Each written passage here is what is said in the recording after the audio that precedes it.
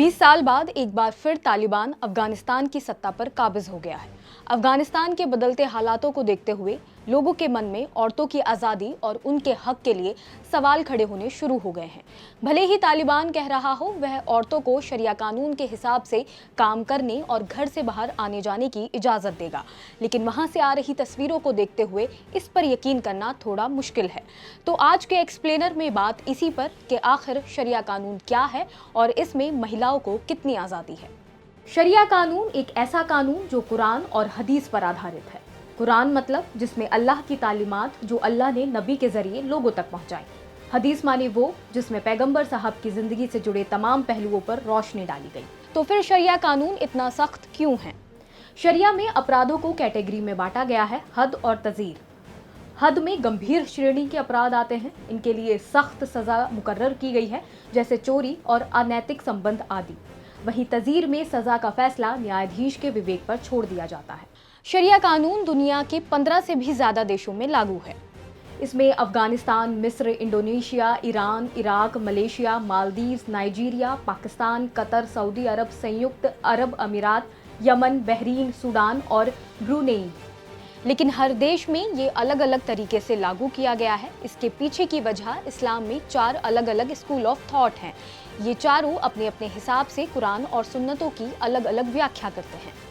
लेकिन शरिया में penal code भी है, पर यह तभी लागू हो सकता है जब पूरा सिस्टम इस्लामिक हो। इसका सबसे बड़ा उदाहरण ईरान है। वहीं जिन देशों में लोकतंत्र है वहां शरिया निजी मामलों में लागू होती है। अब वापस वहीं पर आते हैं जहां से शुरू किया था कि शरीयत महिलाओं के हक के बारे में क्या कहती है। शरीयत में कहीं भी औरतों को काम करने और पढ़ने की मनाही नहीं है। शरीयत में महिला और पुरुष में कोई फर्क नहीं किया गया है, लेकिन दोनों के अधिकारों को बांट दिया गया है। औरतों के मामले में मर्द दखलंदाजी नहीं कर सकते हैं, ऐसा ही औरतों पर भी वाजिब है। इस्लाम में औरतों को काजी बनने का हक है। औरतें मर्दों के साथ जंग भी लड़ती थीं। चूंकि ज्यादातर इस्लामिक किताबें पुरुषों ने लिखी हैं, इस वजह से इसकी व्याख्या भी पुरुष केंद्रित है। कुरान में केवल हिजाब की बात है, जिसका मतलब है पर्दा। सांस्कृतिक मतभेदों की वजह से पर्दे की अलग अलग व्याख्या हुई है। कई देशों ने हिजाब को बुर्का समझकर उसे ही अनिवार्य कर दिया है। अब सवाल उठता है कि अगर शरीयत के हिसाब से महिलाओं को इतने अधिकार दिए गए हैं, तो शरीयत के नाम पर उनके साथ इतनी सख्ती क्यों की जाती है? शरिया कानून महिलाओं को बराबरी का हक देता है। औरतों पर सख्ती और अत्याचार का आधार शरिया कानून नहीं, बल्कि उसकी पुरुष प्रधान व्याख्या है। इस्लाम ने ही सबसे पहले महिलाओं को संपत्ति में हिस्सा दिया। अन्य धर्म के मुकाबले महिलाओं को इस्लाम ने ही सबसे पहले तलाक का हक भी दिया। शादी के बाद महिलाओं को अपनी मर्जी से नाम चुनने का अधिकार भी है, लेकिन पुरुष प्रधान समाज ने अपने हिसाब से इसकी व्याख्या कर महिलाओं पर पाबंदी लगाना शुरू कर दिया है। अब बात कर लेते हैं कि अलग अलग देशों में किस तरीके से लागू है शरिया कानून। डुअल सिस्टम, ऐसे कई देश जहां सरकार सेकुलर है और मुस्लिमों के लिए अलग शरिया कोर्ट है।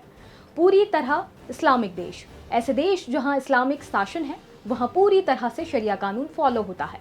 लोकतांत्रिक इस्लामिक देश, पाकिस्तान, ईरान और इराक कुछ ऐसे देश हैं जहां कानून बनाने से पहले उसकी इस्लामिक वैधता जांची जाती है।